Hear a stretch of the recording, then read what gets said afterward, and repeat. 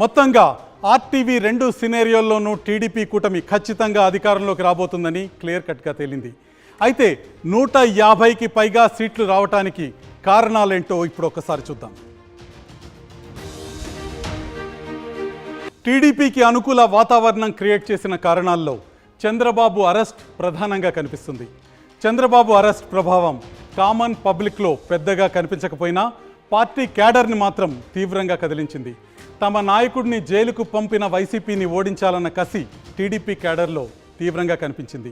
అందుకే ప్రతి నియోజకవర్గంలో తెలుగుదేశం నేతలు కార్యకర్తలు ఎప్పుడూ లేని విధంగా ఎలక్షనీరింగ్లో పై చేయి సాధించారు. వీరికి జనసేన బీజేపీ నుంచి మంచి మద్దతు వచ్చింది. ఈ పరిణామాలతో రాష్ట్ర వ్యాప్తంగా కూటమికి ఒక వేవ్ క్రియేట్ అయింది. ప్రధానంగా జగన్పై 4 అంశాల్లో జనంలో స్పష్టమైన వ్యతిరేకత కనిపించింది. అందులో ల్యాండ్ టైటిలింగ్ యాక్ట్ గెలుపోటములను మార్చేసింది.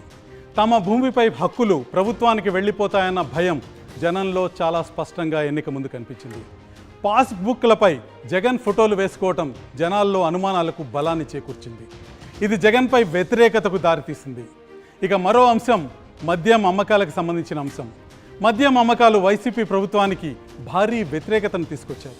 చీప్ బ్రాండ్లు, అత్యధిక రేట్లు చాలా నెగిటివ్ ఇంపాక్ట్ని క్రియేట్ చేశాయి. కుటుంబం పెద్ద సంపాదన అంతా మద్యానికే సరిపోతుందన్న ఆందోళనతో పాటు తమ మగవారు అనారోగ్యానికి గురవుతున్నారని ప్రభుత్వంపై మహిళలు ఆగ్రహంగా ఉన్నట్టు స్పష్టంగా కనిపించింది. ఇక మరో ప్రధానమైన అంశం రోడ్లు దారుణంగా ఉండటం బలమైన నెగిటివ్ ఇంపాక్ట్కు కారణమైంది. గ్రామాల్లో, పట్టణాల్లో రోజు పెద్ద పెద్ద గుంతల రోడ్లతో ఈ 5 ఏళ్లు నరకం చూశామన్న ఆవేదన మెజార్టీ జనంలో ఉంది. అదే వైసీపీ పట్ల ప్రజా వ్యతిరేకతను పెంచినట్టు స్పష్టంగా కనిపిస్తుంది. హౌసింగ్ మరో ప్రధానమైన అంశం. ఇళ్ల స్థలాల అంశం పాజిటివ్ అవుతుందని వైసీపీ భావిస్తున్న గ్రౌండ్లో అందుకు భిన్నమైన ట్రెండ్ కనిపిస్తుంది. 60 గజాల స్థలాలే ఇవ్వటం, అది ఊరికి దూరంగా మునిగిపోయే చోట్ల ఇచ్చారనే తీవ్ర అసంతృప్తి మహిళల్లో చాలా చోట్ల కనిపించింది. ఈ అంశాలన్నీ జగన్కు, వైసీపీ ప్రభుత్వానికి పెద్ద స్థాయిలో నెగటివ్ ఇంపాక్ట్ క్రియేట్ చేయడానికి పనికొచ్చాయి. ఇక మహిళా ఓటు గురించి ప్రధానంగా చర్చ జరుగుతుంది. ఏపీ రాజకీయ పక్షాలు మహిళా ఓటు ఎవరికి వచ్చిందన్న విషయం గురించి తీవ్రంగా వాదులాడుకుంటున్నాయి. మహిళలు విపరీతంగా ఓటు వేశారని, వారు అధికార పక్షం వైపు ఓట్లు కురిపించారని ప్రచారం జోరుగా సాగుతుంది. ఈ విషయంలో వాస్తవాల్ని ఒక్కసారి చూద్దాం. ఏపీలో 24 నియోజకవర్గాల్లో మాత్రమే పురుషుల కంటే మహిళా ఓటర్లు అధికంగా ఉన్నారు, వారు ఓటు చేశారు.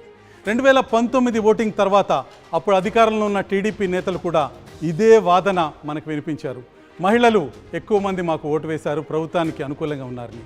కానీ ఫలితం మాత్రం మరో రకంగా కనిపించింది. అధికార వైసీపీ మద్యం పాలసీ మహిళల్ని బాగా ఆందోళనకు గురిచేస్తుందన్నది వాస్తవం. ఇదే వ్యతిరేకత మహిళా ఓటర్లలో వ్యక్తమైందని ఆర్టీవీ స్టడీలో తేలింది. ఏపీ అసెంబ్లీ పిక్చర్ ఇప్పుడు చూసాం. ఇక ఆంధ్రప్రదేశ్ లోక్సభ కథ ఇంకా మిగిలే ఉంది.